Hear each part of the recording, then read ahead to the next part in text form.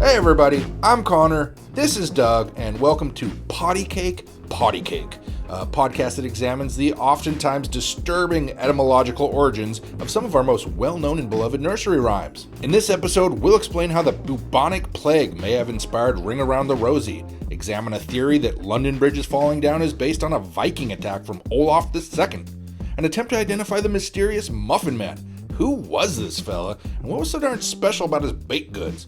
Finally, we'll finish up with a... Connor, I need to stop you right there. I told you to be on your best behavior today. We have a guest with us in the studio. Alyssa Dornan, our Director of Behavioral Health here in Bethel, has joined us once again. Alyssa, last time we talked about Summer Institute and the youth mental health first aid classes that our staff was getting.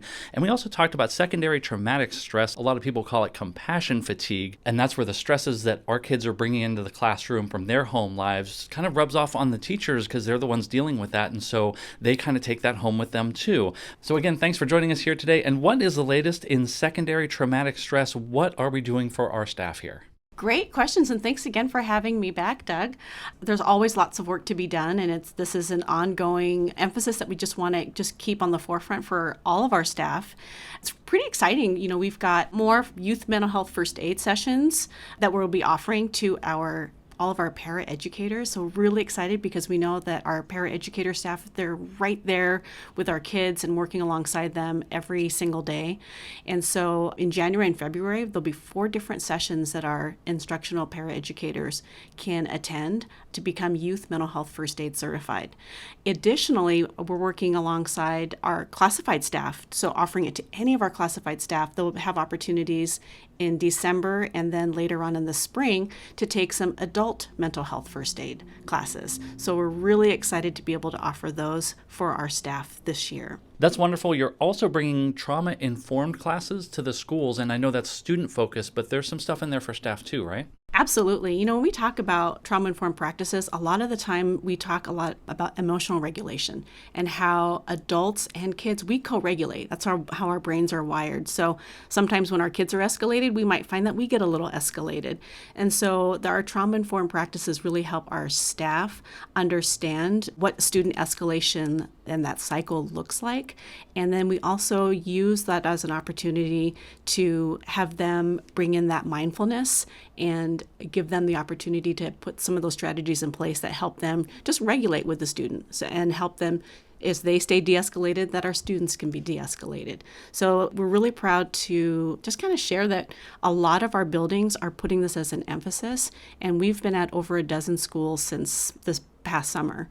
A dozen schools have already received trauma-informed practice trainings from our department, and several of those schools have even invited us back to do a deeper dive in trauma-informed. So really excited about that. That's excellent. So your team here at the district level, the behavioral health team, you're not making decisions in a vacuum. How are you getting information from really your stakeholders here in the district that are looking for this training? We stay really connected to our buildings. That's one of our main priorities, so that we are getting feedback from the building administrators.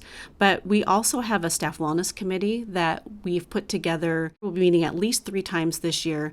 And what's really exciting about the staff wellness committee is that we've been really intentional about making sure that it has broad representation across our district. So we have folks that represent our certificated staff, and I've invited Janet Caldwell, our BEA president, to work alongside me along the staff wellness committee work. Jen Hansen, the PSE president, is also a really important voice to have at the table. And then we have district and building representation. We have some building administrators, educators, like some teachers, and counselors and social workers. So it's a committee that has broad representation, and the main focus will be what kinds of resources and needs we need to continue to put on the forefront for our district. Having the behavioral health team here really does help keep it at the forefront. Now, in the past and currently, we still have the Employee Assistance Program. Can you tell us a little bit about that? Yes, that is such an important resource that we again, need to just keep putting out there, because I think sometimes we forget that it exists. And so the Employee Assistance Program is a program that is provided at no cost to our employees here in the district, and it includes up to 3 counseling sessions. So that's really important to note as we talk about compassion fatigue and how the stresses of being an educator really can take its toll. And so we've got to take good care of ourselves so that we can take good care of our kids. Other key features of the Employee Assistance Program is, that it's a confidential service. service. It's provided by a third party, and it's available 24/7, 365 days a year. So it is a very accessible service that is provided by our district for our district employees. If you're thinking, oh, this might be something I want to look into, just know that the Employee Assistance Program offers counseling services, coaching services, like life coaching services. There's some online programs, even if you're thinking that you want to maybe do some things by yourself. There's some self-guided interactive programs that you can also have access to. That's excellent. And all that information is on our staff website, bethelsd.org/staff. And for staff members, just log in using your MyBethel user ID and password, and you can find that. We also have a phone number, 1-800-523-5668, and that will get you in touch with the Employee Assistance Program through Magellan Healthcare. Again, 1-800-523-5668. Alyssa Dornan, thanks so much for joining us. I know you have some stuff on the horizon that you can't talk about yet, but we'll be excited to have you back on when you can. Awesome. I appreciate time and hanging out with you and Connor. Can you believe next week is actually Thanksgiving? Where has the time gone, Doug? Tell me. I need answers. I don't know. The slow march towards mashed potatoes continues. Speaking of mashed potatoes, I love me a good tater. What is your go-to Thanksgiving dish? I don't want to sound too basic, but you give me a box of stovetop stuffing prepared properly, I'm a happy man. Now, we want to hear from you. That's right, you the listeners. What is your favorite dish on the Thanksgiving table? Email us, communications@bethelsd.org. You can send an audio, video, or you can just type it out and we'll do a dramatic reading. Nay, Connor will do a dramatic reading of your favorite Thanksgiving food in the voice of your favorite celebrity. And here he is with an example. I like them French fried mashed potatoes. Okay, so of all the famous people in the world, you picked Carl from Sling Blade. The 1996 sleeper hit. Did get an Academy Award for writing, though, so. Well, there you have it. So send us your favorite Thanksgiving food here to the show, communications@bethelsd.org, and stay tuned to the end of this show for the bloopers of this very segment. And we're back. November is Native American Heritage Month, and Connor, you sat down with Rachel Barger. She's a TOSA in our Native American education program, and you all started your conversation by talking about the importance of this month of recognition. It provides an opportunity for staff to create that cultural awareness for our Native American students and their families within our community, as well as our staff. It honors the ancestors that have lived and been a part of our culture since time immemorial, and it creates that connection that we try to find for our students when we build that base for equity and breaking down barriers. I know we have a very diverse student body in terms of tribal affiliation. How many students are in our program and how many different tribes are represented? One of the most impacted tribes that we have in our district is the Puyallup, and we also serve quite a few Nisqually and Cherokee. And then the students that we have right now, we have over 90 tribes that are represented in our program and about 370 students in preschool through 12th grade. So they're all tribal enrolled members or they're descendants of an enrolled member from their family. For those who are unfamiliar with our program or familiar with it in the kind of most general sense but don't know kind of what goes on in the day-to-day world of it, can you just explain what you do and what your team does and what the program in general does to help Native students in our district? Ultimately, one of the biggest impacts that we've felt that we've been able to make is the connection to our parents within our community and providing them an opportunity for voice. And we have an Indigenous Parent Committee. And then we also have tribal relations, where we build capacity for collaboration with our assigned tribe, which is the Nisqually. And each year we look at and think about what are things that we want to do that will positively impact our students throughout their public educational pathway. And we create goals. So our 4 goals currently are to increase attendance, increase cultural awareness and identity, increase their academics, and increase their career and college readiness. So together we create opportunities within the schools. We go to every school once a week with 2 staff members that are certificated teachers and Native Americans here in Bethel.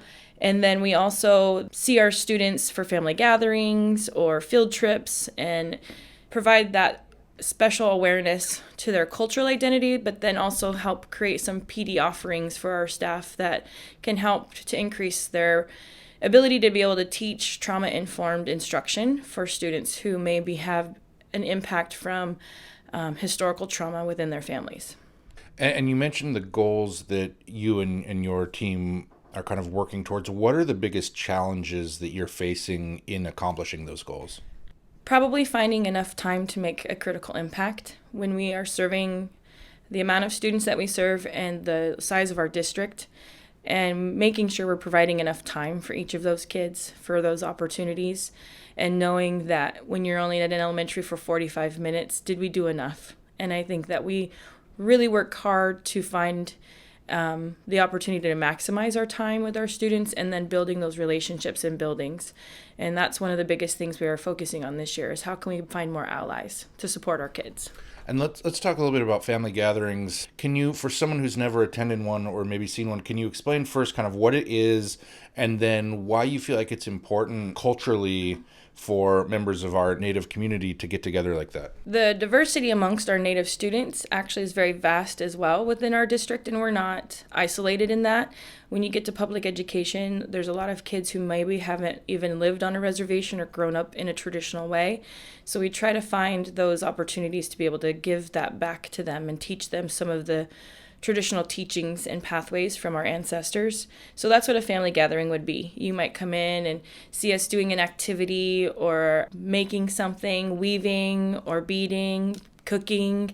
Just depends on what maybe we created for that particular event, but it's very family infused, and getting the families engaged and being a part of the day. So there's academic components that are built in, but maybe not structured the same specific way as a classroom might be, because it's more traditional values. So it's like that, bringing the outdoors inside in a way and opening up the exploration for that. And working with students, individual students, I imagine that it's the whole spectrum of students who are very plugged into their culture and students who don't know much about their family culture. What does it mean to you personally when you're able to share some of this background stuff with those students who maybe aren't as plugged in, and unlock that for them and have them kind of get that, oh, I'm connected to something bigger than I realized? It's humbling, because then you know that you've been able to create a place for them to find belonging, and it gives them that opportunity to understand more about the impact that they might have had or are going to have with their culture and their ancestry. A lot of students are almost intimidated if they've not been able to learn about it, and their parent turns in this form for the Title VI program, and they come to our group and like, why am I here? And so we need to know that that's okay for them to not understand, and be able to help find ways that are individualized for them to learn more about who they are, and if they want to connect. And then when they do want to, then how do we expand on that and help their teachers understand that that student is finding difficulty with belonging. And so here we are going to create some strategies of support. So for those of us who aren't part of the Native American community but are still interested in learning and being supportive, what can we do? Always explore your connections to regionally based tribes in your area. Washington State Tribes is a great website that gives a tidbit of information for the 29 federally recognized tribes for Washington State. And always know that you can go to their tribal websites for more information. And it's also a great idea to just think about and knowing what your ethnicities are within your classroom, but not singling out those students to be that token Native to have a conversation that day because they're Native. They're Native all the time, so they want to have conversations with you every day, not just on Native American Heritage Month. Another resource is the Since Time Immemorial curriculum. Offers great opportunities for lessons that have been developed by Native elders within our communities, and they can help you know the rights and wrongs of cultural appropriation. And always reach out to us, the Title VI program. We would love to help. And if we want to learn more about the rich Native American history in our area, how can we do that? There's so much offerings within our own state, and think about knowing what is our state known for and what have been some of the historical impacts over time. And being educators in Washington and learning that true history of those impacts is very important. Google the Bolt decision if you don't know what it is. Look into and find out more information about the treaties from Washington State and how those things have been the foundational groundwork for us to make bigger impacts as educators in our classrooms. And we still don't know what those things might mean because a lot of us haven't been taught those things in our history classes. And so we as educators have to do some homework and get out there and find those things out as well. And then with our kids, just be mindful that you might have had a student that went to tribal school and then came to a public school. 90% of tribally enrolled kids are in public education. And the way that we can infuse different things within our classroom can truly make an impact and create that sense of belonging and welcoming for them. And so even if it's a small thing, it makes a big difference. Thanks for joining us on the podcast, Rachel. Thanks for having me. It was great. What a great conversation, and that is going to do it for this week. And don't forget to join us next week for our very special Thanksgiving episode. See you then. Can you believe next week is Thanksgiving? Where has the time gone? Doug. Yes. Okay. Can you believe next week's actually Thanksgiving week? Where's the time gone? Oh my. No, I'm gonna do my bit, and I'm gonna say, I love Thanksgiving. All that food. Can you believe next week is actually Thanksgiving? Where has the time gone, Doug? Tell me. I need answers. I don't know. The slow march towards mashed potatoes continues. I love that. Speaking of mashed potatoes, I love me a good tater. What is your go-to Thanksgiving dish? I don't want to be too basic here, but if you get a box, what's the stuffing? The Jiffy Lube stuffing? Google it. Google the stuffing. Most famous stuffing. People wanted the bloopers. This is what they're getting. Images. Okay, let me do stuffing in a box.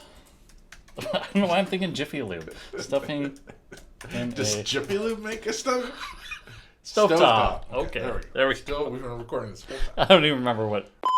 Well, I don't want to sound too basic, but you get me a box of stovetop stuffing, I'm a happy man. And then go right into, but we want to hear from you. Oh, okay. Oh, I gotcha. I don't want to sound too basic, but if you get me a box of stovetop stuffing, properly. Proper. I don't want to sound too basic, but you give me a box of stovetop stuffing prepared properly, I'm a happy man. Now, we want to hear from you. That's right, you the listeners. What is your favorite dish on the Thanksgiving table? Email us, communications@bethlesd.org. You can send audio, you can send video. Heck, you can just type it out. Heck, you can just type it out with your fingers. That's how people type. Or thumbs. I guess if you're texting, it's your thumbs. Sure. You can send an audio, video, or you can just type it out, and we'll do a dramatic reading. Nay, Connor will do a dramatic reading of your favorite Thanksgiving food in the voice of your favorite celebrity. And here he is with an example. Okay. Who do I do? I think I have someone, don't I? You do Billy Bob. Oh, Billy. That's the one. Okay. I like them mashed potatoes. It sounds worse in the earphone. Oh, good. I like them French fried mashed potatoes. Do one more. I like them mashed potatoes. Some people call it a sling blade. I call it a Kaiser blade. Okay, so of all the famous people in the world, you picked Carl from Sling Blade. The 1996 sleeper hit. Did get an Academy Award for writing, though. So Well, there you have it.